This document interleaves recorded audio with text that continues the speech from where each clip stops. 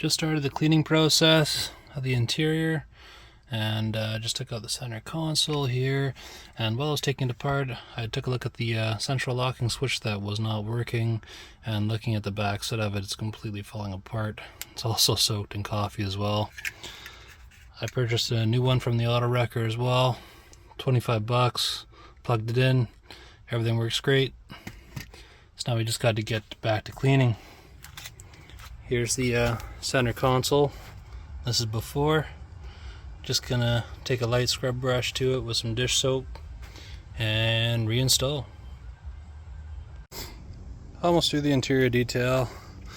Doors turned out way better than before, but still got a little bit to go inside. Obviously got to put back the console, one more final vacuum, and oh man, it's just so much coffee everywhere. I got to try to get a carpet cleaner in here and wipe all this down.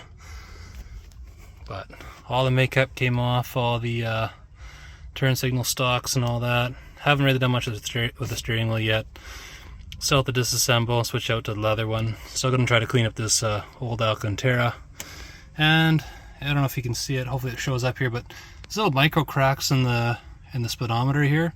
I have a old speedometer that I kept the knobs from just for another vehicle, because when you turn them sometimes they break, but it has a nice crystal clear speedometer glass on there, so going to be another video to switch that out. But coming along nicely. Just got to put together the console and try to get rid of some of these coffee stains, and I'll come back in here again. Sorry about the lawnmower in the background, but here's the driver's side.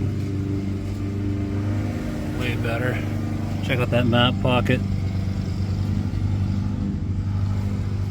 Come up in here. Before.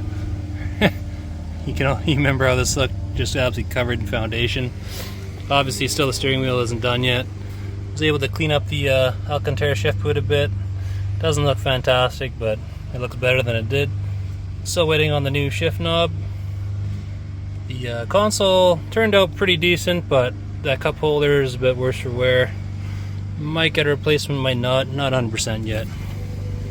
But yeah, she's looking way better than it did before. Take you to the back seat.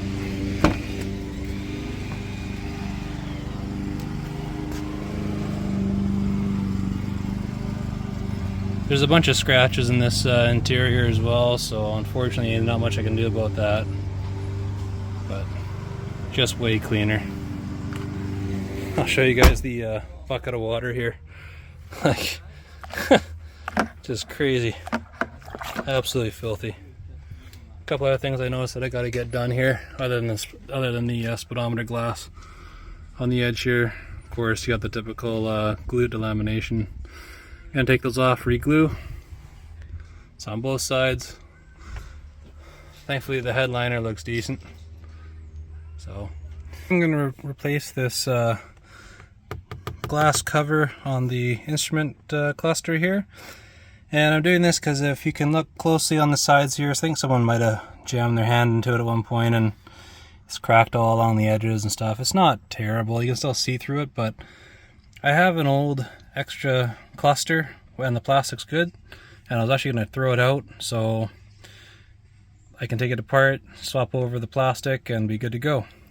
So the first couple things you'll need for this, you'll need a 10mm socket. You want to undo the battery from your vehicle, just in case you unplug it. You don't want to throw any lights off that you're unable to fix on your own. Next thing you'll need is a stubby T20 Torx.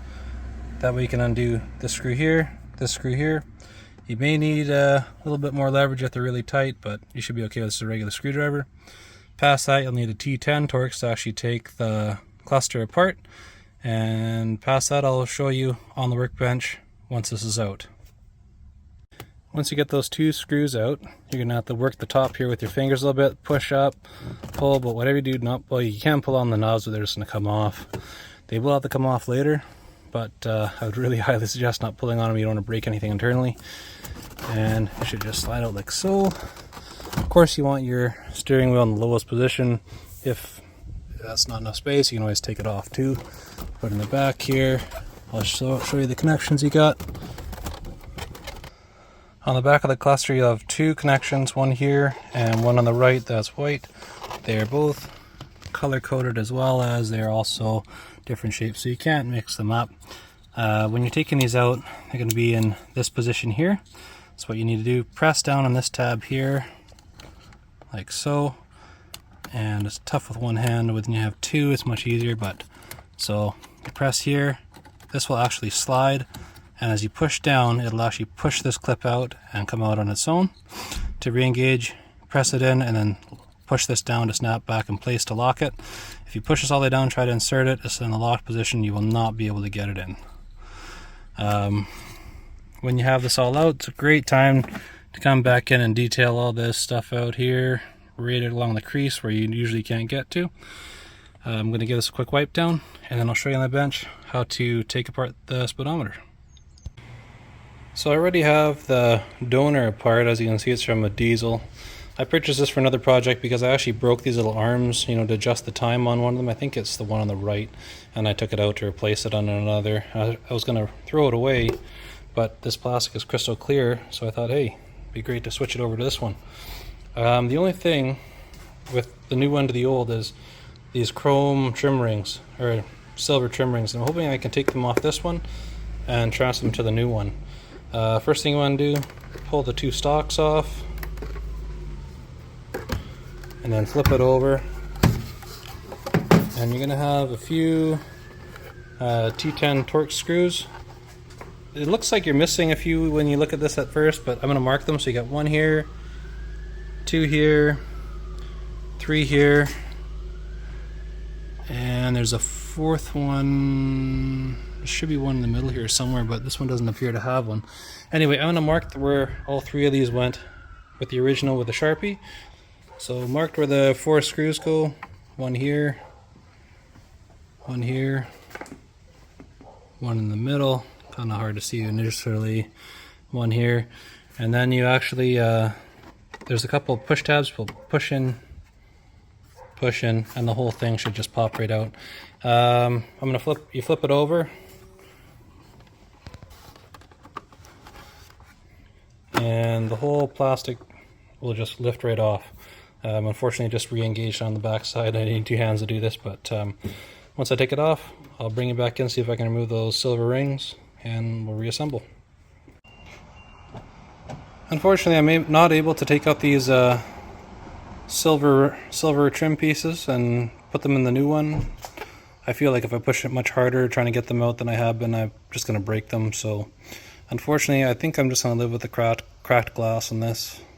It's kind of a bummer because, I mean, the plastic in this one is just absolutely mint, but I don't know, I think it looks a lot better with the silver trim rings, but I just have to reassemble. It's easy enough to take it apart if I change my mind. So reassembly is obviously the reverse of what I just showed you. Snap it back together, fire your screws back in, flip it over, put your little knobs here back on, and reinstall. Let me know in the comments what you guys think. Should I switch out to the non-silver trim ring version, or just keep it the way it is? I mean, this is probably the best lighting to show little cracks, but in the car with it shaded with the dash there, you can hardly see it. It's just something that just bothers me because I happened to notice it, and now I can't unnotice it. So at least it'll give me a good chance to clean all this up. Anyway, let me know what you guys think. So the total cost for today's video was just a central locking switch at $25, which brings us to a grand total so far at $27.04. In the next video I plan to get the car in the air on a hoist, have a look underneath, take off the wheels, clean them up, as well as address some brake shuttering issues from the car from sitting for so long. Anyway, please like, share, subscribe. Stay tuned for the next video.